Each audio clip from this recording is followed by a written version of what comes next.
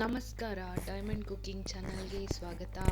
ನಾನಿವತ್ತು ನಿಮಗೆ ಮುಲ್ಲಂಗಿ ಸಾರು ಹೆಂಗೆ ಮಾಡೋದು ಅಂತ ತೋರಿಸ್ತೀನಿ. ತುಂಬ ಸಿಂಪಲ್ಲು, ಈಸಿ ಮತ್ತು ಮಧ್ಯಾಹ್ನ ಸಾಂಬಾರಿಗೆ ಸೂಪರಾಗಿರುತ್ತೆ. ಬನ್ನಿ ನಾನು ಏನೇನು ಬೇಕು ಅಂತ ನೋಡೋಣ.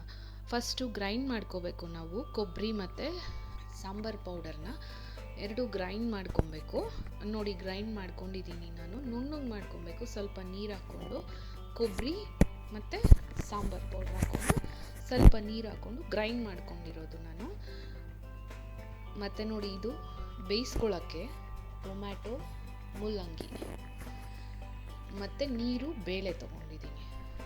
ಬೇಳೆ ಜಾಸ್ತಿ ತೊಗೊಂಡಿಲ್ಲ, ಕಮ್ಮಿ ತೊಗೊಂಡಿದ್ದೀನಿ. ನಿಮ್ಗೆ ಜಾಸ್ತಿ ಬೇಕು ಅಂದರೆ ಜಾಸ್ತಿ ತೊಗೊಬೋದು. ಬನ್ನಿ ಅದನ್ನು ಬೇಯಿಸ್ಕೊಳ್ಳೋಣ.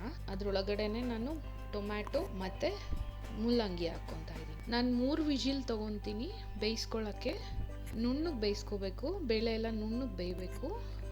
ಬೇಳೆ, ನೀರು, ಮೂಲಂಗಿ, ಟೊಮ್ಯಾಟೊ ನೋಡಿ ಈ ಥರ ನುಣ್ಣಗೆ ಬೇಯಬೇಕು ಬೇಳೆ ಎಲ್ಲ. ನೋಡಿ, ನಾನು ಕುಕ್ಕರ್ ಒಳಗಡೆನೆ ಗ್ರೈಂಡ್ ಮಾಡ್ಕೊಂಡಿರೋ ಕೊಬ್ಬರಿ ಮತ್ತು ಮಸಾಲೆ ಪೌಡ್ರನ್ನ ಅದರೊಳಗಡೆನೆ ಹಾಕಿ ಚೆನ್ನಾಗಿ ಕುದಿಸ್ಕೋತೀನಿ. ಕುಕ್ಕರಲ್ಲೇ ಕುದಿಸ್ಕೋತೀನಿ ನಾನು. ಅದ್ರ ಜೊತೆಗೆ ಸ್ವಲ್ಪ ಉಪ್ಪು ಹಾಕೋತೀನಿ ನಾನು. ಇದ್ರ ಜೊತೆಗೇನೆ ನೀರು ಬೇಕಾದರೆ ನೀರು ಹಾಕೋಬೋದು. ಗಟ್ಟಿ ಅದು ಕೊಬ್ಬರಿ ಮತ್ತು ಸಾಂಬಾರು ಪೌಡ್ರ್ ಏನಾದರೂ ಗಟ್ಟಿ ಅನಿಸ್ತು ಅಂದರೆ ನೀರು ಹಾಕ್ಕೊಳ್ಳಿ. ನಾನು ಸಾಲ್ಟ್ ಹಾಕ್ಕೊಂಡೆ ನೋಡಿ. ಅದು ಕುದೀಲಿ. ನೋಡಿ, ಇವಾಗ ಒಗ್ಗರಣೆಗೆ ಏನೇನು ಬೇಕು ಅಂತ ಹೇಳ್ತೀನಿ. ಸಾಸಿವೆ, ಕರ್ಬೇವಿನ ಸೊಪ್ಪು, ಹುಣಸೆಹಣ್ಣು.